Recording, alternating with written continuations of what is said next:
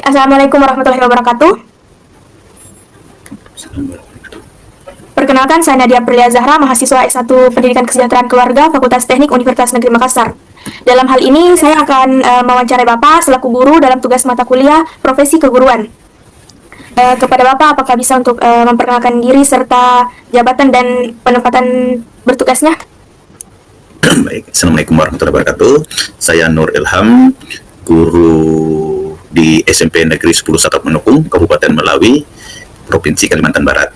Saya sebagai guru mata pelajaran penjas yang mengajar di kelas 7, 8, dan 9. Perlu yang lain? Kenalan lainnya? Itu saja, Pak.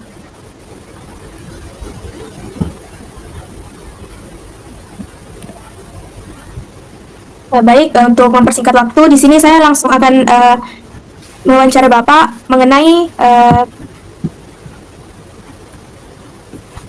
kendala guru yang mengajar atau bertugas di daerah terpencil dan sulit diakses. Di sini terdapat 13 pertanyaan yang terbagi menjadi 5 bagian. Jadi di sini saya akan bertanya untuk pertanyaan umum dulu, Pak. Pertanyaan pertama itu, biasanya Bapak bisa ceritakan sedikit tentang latar belakang serta lokasi tempat Bapak mengajar itu seperti apa? Ya, kalau berdasarkan letak geografis, memang posisi sekolah itu agak jauh dari kabupaten. Dari jarak tempuh hitungannya sampai 110 km. Kalau berdasarkan waktu, jarak tempuh untuk menggunakan kendaraan motor maupun speed air ini berkisaran 4 jam bagi yang sudah terbiasa. Tapi kalau tidak terbiasa sih habis waktu 5 jam, 6 jam gitu. Kalau berdasarkan kondisi sekolah yang tempat saya tugas, akses jalannya sih ya setengah, kisaran 50 kilo itu jalannya sudah aspal dulu ya, hitungannya aspal 2010, sekarang sudah agak berlubang. Di saat selesai menyeberang, baru kita dapat itu perkebunan sawit. Kondisi jalan perkebunan sawit kita tahulah posisinya agak parah-parah dikit lah, jalan agak sertu. Kalau posisi musim kemarau sih ya agak nyaman dikendarai, tapi kalau sudah musim hujan ya agak parah lah, agak susah untuk dicapai dalam satu hari. Mungkin seperti itu kalau berdasarkan letak geografis sekolah. Baik, Pak, cukup sulit ya untuk sampai ke daerah tempat Bapak untuk menempuh perjalanan. Untuk pertanyaan selanjutnya itu, Pak, mengenai infrastruktur serta aksesnya. Di sini pertanyaan saya itu bagaimana kondisi akses transportasi menuju sekolah tempat Bapak mengajar yang sudah tadi dijelaskan. Nah, selanjutnya apakah ada kesulitan dalam mendapatkan fasilitas dasar seperti listrik, air bersih, atau jaringan internet di tempat Bapak bertugas? Ya, kalau soal transportasi bisa ditempuh menggunakan motor. Gunakan motor biasa seperti biasa, tapi motornya harus modifikasi, rata-rata ya harus ganti ban cangkul, harus agak tinggi motornya. Intinya kalau menggunakan motor tidak boleh menggunakan motor metik kalau ke lokasi sekolah, pasti tidak akan sampai. Kalau akses transportasi yang lain biasanya kami menggunakan strada atau kendaraan double cabin maksudnya sudah kendaraan double cabin yang menggunakan double gardan, gerak roda belakang dan gerak roda depan. Itu untuk akses darat. Akses sungai juga bisa ditempuh menggunakan speed, perjalanan 3 jam 4 jam, nanti di bibir sungai kita lanjut dengan menggunakan kendaraan darat. Nah, sebenarnya lebih nyamannya pakai kendaraan jalur sungai, tidak terlalu lelah dan tidak terlalu capek. Tinggal perjalanan dari bibir pantai ke sekolah itu berkisaran 1 jam lebih, sehingga tidak terlalu lelah untuk sampai di sekolah. Tentang fasilitas infrastrukturnya yang ada di sekolah sih, untuk sekarang, untuk rombel kelas di sekolah itu sebanyak 3, kelas 7, kelas 8, kelas 9. Untuk kantor sudah ada, lab IPA sudah ada, lapangan voli ada, WC-nya sudah ada. Untuk jaringan di sekolah, nah ini agak susah kalau jaringan di sekolah. Jadi kalau untuk jaringan internet, kami biasa harus ke atas gunung untuk nyari sinyal. Kalau mau biasa komunikasi dengan keluarga atau ada keperluan dinas, misalnya contoh kegiatan asesmen nasional berbasis komputer, kami tidak bisa lakukannya di sekolah. Kami harus turun ke kabupaten atau kecamatan.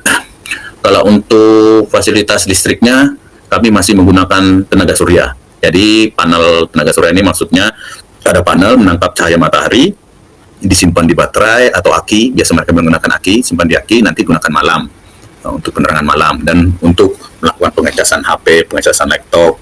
Kalau di sekolah biasanya tenaga surya ini kami gunakan untuk pengerjaan kantor, biasa printer, laptop, atau bel sekolah. Bel sekolah sih kami sudah menggunakan listrik, tapi listriknya ya merubah arus AC menjadi DC seperti itu. Baik Pak, seperti tadi yang Bapak sampaikan itu jaringannya yang susah. Apakah tidak ada bantuan dari pemerintah untuk memberikan jaringan ke area tempat Bapak bertugas sampai sekarang? Ya sebenarnya bantuannya itu sudah diajukan sejak 2000 berapa itu ya 2022 itu bantuan bakti. Bakti itu bantuan jaringan seperti tower yang akan diberikan ke desa. Nah, dan sekolah juga sudah mengajukan bantuan bakti yang dipasang dalam bentuk satelit untuk sekolah sebenarnya. Tapi untuk realisasinya belum terlaksana sih. Tapi sekolah sudah mengajukan, desa sudah mengajukan. Mungkin karena desa itu titik-titik spot itu bukan hanya satu desa, tapi mereka harus bersamaan saat serentak berdalam desa karena posisi sinyal itu kan sistem gelombang. Jadi kalau jauh tidak akan dapat. Jadi kalau desa kita paling belakang, desa di depan juga harus ada tower seperti itu. Baik Pak, semoga kedepannya akan menjadi lebih baik konsep yaitu di permasalahan pembelajaran dan siswa Pak. Ya pertanyaan saya itu apa tantangan utama yang Bapak alami dalam proses pembelajaran mengajar di daerah ini, apalagi bisa dibilang daerah terpencil? Permasalahan pertama itu dari mana ya kayaknya ya? Dari pengetahuan mereka sangat rendah, dari pemahaman sangat rendah. Jadi ya kecerdasan guru-guru lagi lah yang main kalau intinya. Kendala yang utama itu tidak bisa membaca, karena berdasarkan kurikulum dan aturan dan pemahaman mereka. Kalau sekarang kan kurikulumnya siswa harus naik, bisa membaca, tidak bisa membaca harus naik. Nah, jadi di saat di SMP di kelas 7 itu kita ketemu banyak siswa itu tidak tahu membaca karena dasarnya sudah tidak ada. Karena di SD guru keterbatasan guru, kadang satu guru melayani 2 kelas 3 kelas, jadi imbasnya ya ke SMP lagi. Jadi kebanyakan anak itu tidak bisa membaca. Kendala berikutnya memang fasilitas lah yang terbatas. Kalau hanya lapangan sih di sekolah luas hitungannya, yang fasilitas yang lain yang kurang tuh hitungannya. Untuk membaca, sementara buku ada, kalau anak-anak tidak tahu membaca percuma aja, karena dasarnya. Jadi kendala utamanya kalau di SMP itu guru-gurunya harus kembali ke dasar lagi, belajar membaca. Siswanya diajarkan untuk membaca, bukan materi lagi hitungannya. Jadi selama 1 tahun kelas 7 itu guru-guru itu semuanya mendongkrak siswa untuk rajin membaca, bisa membaca lancar. Jadi soal pemahaman itu nomor 2. Jadi utamanya pintar membaca, pintar berhitung. Itu kendala yang pertama. Jadi sehingga kurikulum mata pelajaran itu tidak jalan di saat proses pembelajaran. Kebanyakan literasi numerasi yang terjadi di kelas. Terus itu. Apakah sulit Pak dalam mengajari mereka dalam membaca serta menghitung di mana usia mereka itu sudah masuk ke usia remaja? Kesulitan mengajar mereka itu untuk membaca di mana ya? Ngelihatnya itu karena proses belajar mereka itu sebatasnya itu hanya di sekolah. Sementara di sekolah itu hanya berapa jam proses belajar. Kebanyakan itu proses belajarnya sebenarnya di rumah. Tapi kebanyakan anak di kampung itu memang beban mereka sebab di kampung itu bukan hanya sekolah, tapi kan bebannya masih banyak beban pekerjaan yang lain di rumah. Mereka harus berladang, harus mencari lauk untuk kebutuhan mereka. Kalau orang tua mereka berladang, mereka harus bantu berladang. Kalau orang tuanya ada kebun, mereka harus bantu berkebun. Beda dengan kehidupan di kota, hanya sebatas ya mungkin sekolah ada lesnya. Kalau di kampung les itu nggak ada, jadi agak susah mengajarnya. Fasilitas buku itu cuma ada di sekolah. Di rumah itu ada buku ketika mereka bawa pulang buku dari sekolah. Hitungannya untuk alat komunikasi HP hanya anak-anak tertentu aja yang menggunakannya. Tidak semua anak itu punya HP karena faktor ekonomi. Karena percuma juga punya HP ya sebatas hanya digunakan mereka untuk mendengarkan musik sih. Dominan mendengarkan musik, bukan untuk komunikasi. Dominan mendengarkan musik, lihat video. Kalau untuk menggunakan untuk membaca kecil. Jadi fungsi HP itu bagi mereka itu walaupun Android hanya sebatas mendengarkan musik, lihat video seperti itu. Jadi proses membaca mereka, fasilitas membaca itu agak kurang. Baik Pak. Dari tadi yang Bapak sampaikan itu banyak siswa yang membantu orang tuanya untuk mencari lompok atau membantu orang tuanya di ladang.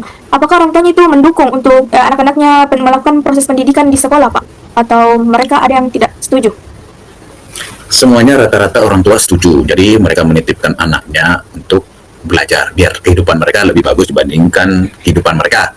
Maksudnya kehidupan anaknya itu lebih bagus dibandingkan kehidupan mereka. Jadi mereka sangat setuju. Tapi dengan memberikan anaknya dititip ke sekolah, tidak lepas anak itu harus membantu orang tua. Karena walaupun bagaimana, anak hitungannya ada di rumah harus membantu kebutuhan rumah. Nah, bukan hanya sebatas sekolah. Jadi kalau hitungannya sebenarnya di sekolah kami, anak dari luar desa pun ada. Jadi kadang mereka numpangnya itu ke keluarga mereka, di paman, di bibi mereka numpang tinggal seperti kos gitu. Nah, tapi ini kan tidak kos karena numpang keluarga. Jadi ya anak-anak harus pintar-pintar membawa diri, bukan hanya sebatas tinggal karena tidak berbayar. Hitungannya apa yang dilakukan oleh paman bibi dia, mereka harus bantu. Mau paman bibinya lagi noreh, maksudnya nyadap karet, mereka harus ikut nyadap karet. Bukan hanya tinggal diam maksudnya pulang sekolah baring-baring di rumah, enggak, mereka harus terlibat. Sore sempat ya harus nyadap sakar karet gitu.